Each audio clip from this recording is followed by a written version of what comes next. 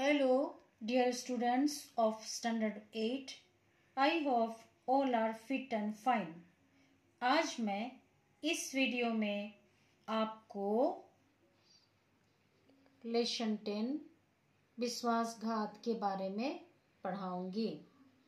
बच्चों, एक समय था जब हमारा देश सोने की चिड़िया कहलाता था। कुछ देश द्रोहियों के विश्वासघात के कारण विदेशियों की कुदृष्टि हमारे देश पर पड़ी, जिसके फलस्वरूप हमें सदियों तक पराधीनता का दारुण दुख झेलना पड़ा। हमारे देश का इतिहास ऐसे वीर देशभक्तों की गाथाओं से भरा हुआ है जिन्होंने देश की स्वाधीनता के लिए अपने प्राण दे दिए। इस एकांकी में भी हम यह पाते हैं कि एक ओर देश के लिए बलिदान होने वाला राजा है, तो दूसरी ओर राज्य प्राप्त करने के लिए छोटे भाई के साथ विश्वासघात करने वाला बड़ा भाई भी है।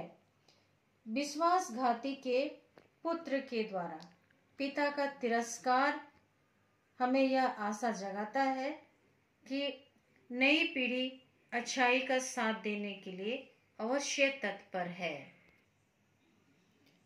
इस एकांकी के मुख्य पात्र हैं वाजिद अली, एक नवाब।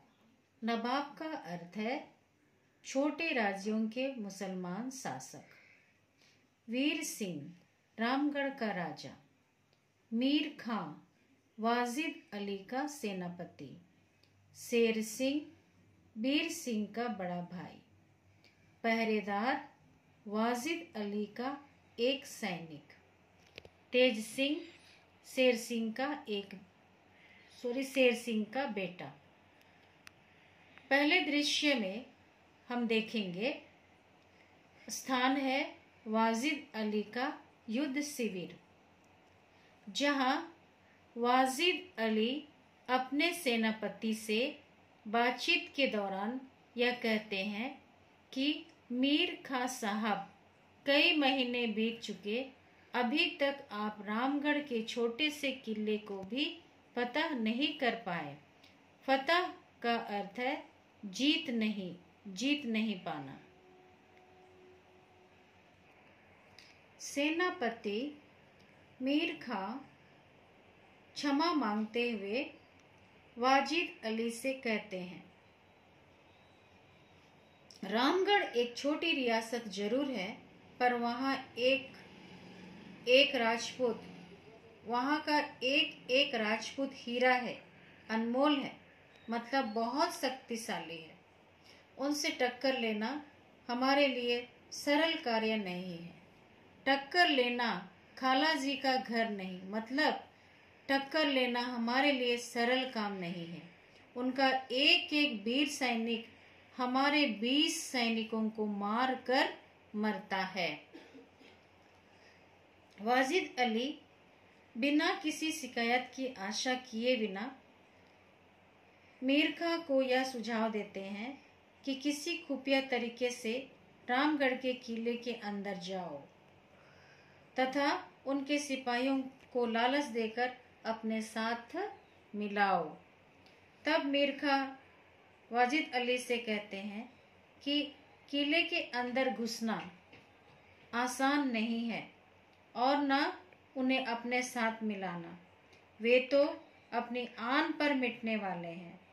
तभी वहाँ पहरेदार का प्रवेश होता है और इस पर मीर खां उन्हें सावधान करते हैं और वे तो अपनी आन पर मिटने वाले हैं। तभी वहाँ पहरेदार का प्रवेश होता है और रामगढ़ से शेर सिंह के आने का संदेश मिलता है। वाजिद अली द्वारा उन्हें पूछे जाने पर शेर सिंह अपना परिचय वीर सिंह के बड़े भाई के रूप में देते हैं और यह खुशखबरी देते हैं कि वह रामगढ़ रियासत को जीतने में वाजिद अली की सहायता करेगा। यह सुनकर वाजिद अली कहते हैं, तुम्हारी कौम तो ऐसा नहीं करती। तुम लोगों की बहादुरी के कारनामे सुनकर तो हमें दांतों तले उंगली दबानी पड़ती है। वाजिद अली के पूछने पर शेर सिंह यह गवाही देता है कि वह गद्दी का असली अधिकारी है, परंतु उनके पिता ने राज्य उनके छोटे भाई वीर सिंह को सौंप दिया और वह बड़ा भाई होकर उनकी गुलामी या उनके आज्ञा अनुसार चलना पसंद नहीं करता है, क्योंकि उसे तो अब राजगद्दी चाहिए। तब वाजिद अली शेर सिंह को यह आश्वासन देते हैं कि हम तुम्हें रामगढ़ का राजा जरूर बनाएंगे, पर तुम्हें रामगढ़ का हाल खबर हमें बताना होगा तथा किले के अंदर हमारी फौज पहुंचाने का इंतजाम करना होगा। इस पर शेर सिंह कहते हैं, वाजिद अली से कहते हैं, मैं सब प्रबंध करूंगा, सब कुछ बताऊंगा। मौका देखकर मैं रात को किले की दीवार से रोशनी दिखाऊंगा। उसका मतलब होगा कि आपकी फौज किले पर आक्रमण करें, तभी मैं किले का मुख्य द्वार भी खोल दूंगा।